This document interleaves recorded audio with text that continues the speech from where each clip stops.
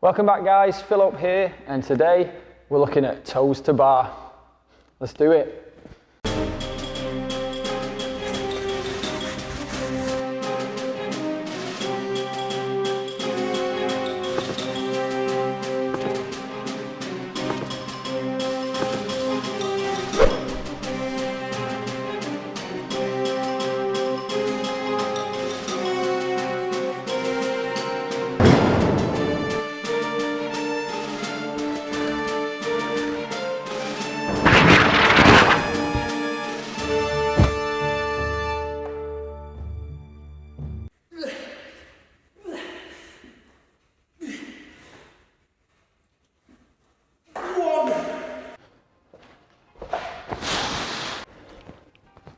That was outrageous.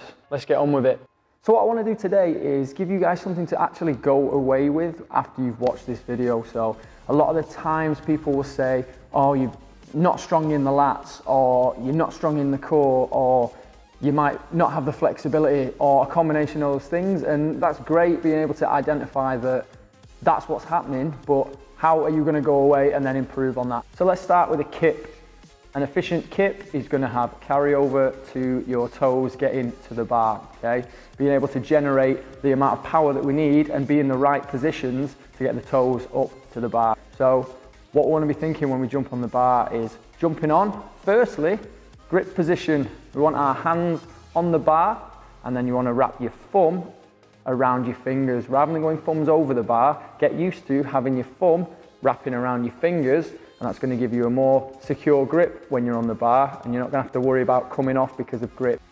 In your kip, what we want to be looking for with the feet is that the feet are pinned together. So thinking, trying to squeeze your ankles together, point your toes away, and then you're going to maintain that at the front and at the back. So in your hollow position, when you're pushing against the bar and getting into that dish position, and then as you're falling through, that you are maintaining the feet together and the toes pointed, creating a nice bit of tension through your midline, even on the arch position. If you've got that kipping movement down, your next natural progression from there is a kipping knee raise.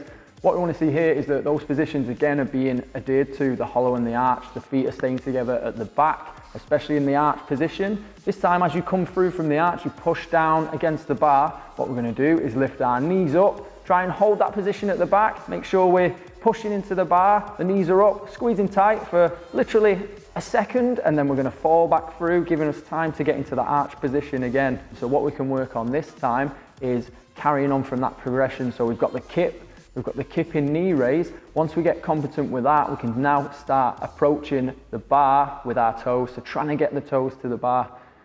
This is where people tend to fall short a little bit, either due to flexibility, probably in the hamstrings of the lower back, core strength, so hip flexors, psoas, the muscles that are really going to pull your legs and your toes up to the bar, or again, like we said before, lat strength. What we want to be doing is the same thing though, kipping, big push down on the bar. As we push down, knee raise, get the knees as high as we can, and then from that position, all it is a little flick of the feet, and if you're in the right positions, if you've got the adequate amount of strength, flexibility, your toes will get to the bar. So this is going to be probably the first place now that you start seeing that pendulum swing. So rather than this kipping movement where we're in hollow and arch, it just all comes from the legs, and we just start swinging, and the toes, sometimes they'll get to the bar, but it's not about just getting your toes to the bar. So it will be a lack of strength in your lats, in your back muscles, and not being able to get any push through the bar. So you're not creating the ideal angle that you need to be at behind the bar to then get your toes to the bar and still give yourself enough time to get back through into the arch. And then the second thing from there is a weak core. You just don't have the core strength to be able to pull the legs up, to be able to pull the toes to the bar. And the third thing that we want to talk about today is flexibility. If you're literally in so much agony that you can't even reach your kneecaps, then how are you ever going to get your toes to the bar? Your hands are on the bar. How are you ever going to get your toes to the bar if you've got the tightest hamstrings, tight lower back? It's just not going to happen. So that's the third thing that we can work on. So again, it always comes back to these three principles: strength, flexibility, and then skill adaptation. So you might be thinking, yeah, nice one, Thanks for telling me that. I already knew that. I already knew my lats don't contribute, or I'm tight, or I've got a weak core, or all three. Wicked. How can we fix that? Let's start with some upper body.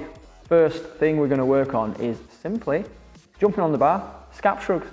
Can you hang on the bar with straight arms, just relax, nice and relaxed, and from there, with straight arms, pull your body up without bending at the elbow. What we want to see is that you're just activating from your scaps, from your lats, and you're just pulling your body up and even backwards slightly, just a little bit. And this is going to be without any kipping, so you're just going to hang, dead hang. Another movement we can do to help strengthen up that straight arm strength is a straight arm push down. If you're not fortunate enough to have a lat pull down machine in your gym, then there's another option we can do. I'll show you that in a moment. But first one, on a lat pull down cable machine, you're going to set the bar on. You're going to put it on, not the heaviest weight, just something that you can feel the burn on really with this, and make sure that we're keeping the arms straight and locked out for about 12, 15, 20 reps. Again, building volume and endurance. You're going to go hands on the bar, pretty much width-wise that you're going to grab the bar when you're doing your toes to bar or your pull-ups. That's where you want to be strong. And squeeze through your lats and push the bar down to your thighs and then control it back up. Again, making sure that we're not bending at the elbow. If we bend at the elbow, you're probably going to start doing more of like a tricep push down. If you're not fortunate enough to have a lat pull down machine, don't worry. We can set a little rig up like that with a band and a PVC pipe. So what you do is you get your band, you're going to throw it over the rig, loop it through, get your PVC pipe and put it through the band. From there, you're going to step back, get a little bit of tension on the pipe before you go. Same positions as we were just in, a little bend in the knee, hinging at the hip over, and then ensuring that we're pulling the shoulder blades back. And then from there, with straight arms again, pushing the pipe to the thighs. Third movement's going to be a ball up or a ball up negative, depending on where you're at with your straight arm strength again. So with a ball up, what we're looking at is jumping on the rig with straight arms. You're going to do a knee tuck, so a strict knee tuck, push into the bar. So as your knees come to your chest, your hips come through, you're going to press through your lats with your arms straight and try and invert yourself fully so that your shins touch the bar. So that's your full ball up position. And then from there, not just collapsing down, but trying to control that eccentric portion. So once your shins touch the bar, you're going to control it down until you lock out. So that's a few upper body movements that you can be doing, a bit more upper body biased movements that will help you toes to bar.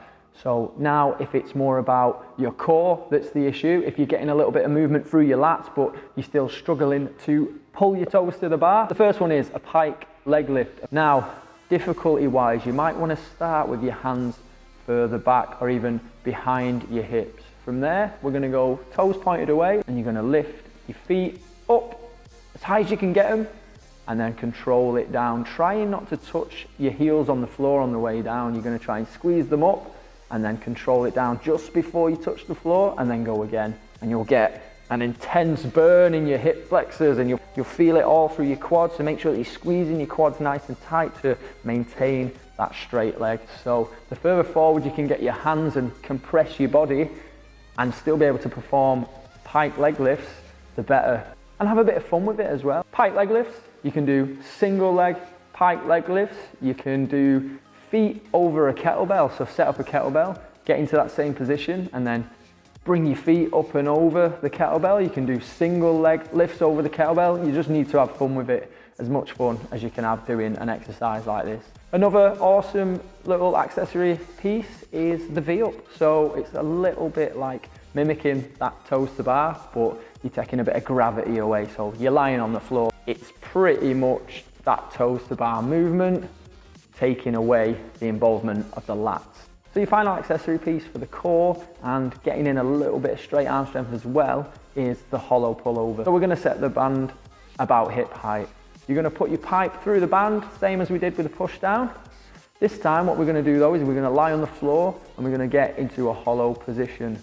Wiggle your way down until you've got a little bit of tension on the band and then you're going to hold that hollow position, making sure that your back's staying in contact with the ground and you're not arching. And then you're going to hold that and you're going to pull with straight arms, pipe over your body and down to your thighs and then controlling it back overhead.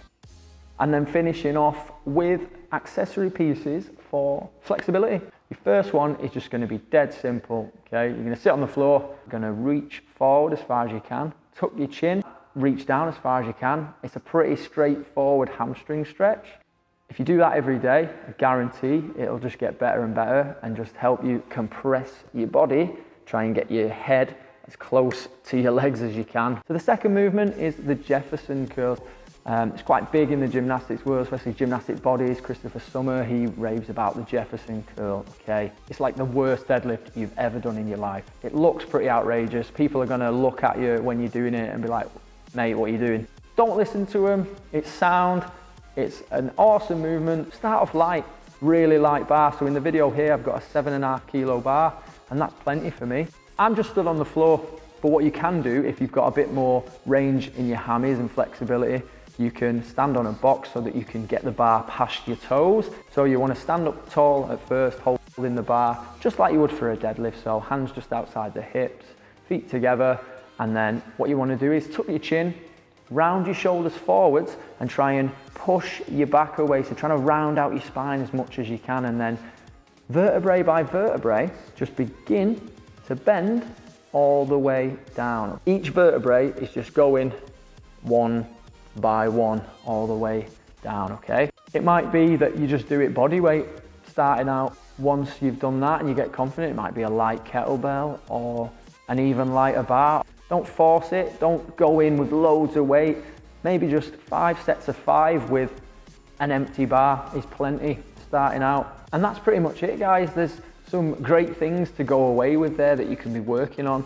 So you've got a bit more understanding of the movement and why things are happening, like the pendulum swing, no lat activation, not being able to get your toes to the bar, maybe tightness, flexibility issue, or weakness in the core, or a combination of the three. Plenty to work with. I hope that it's giving you a little bit more understanding of maybe where you're at, maybe some of the frustrations you're having with getting the movement. If you like the video, then please click the like button.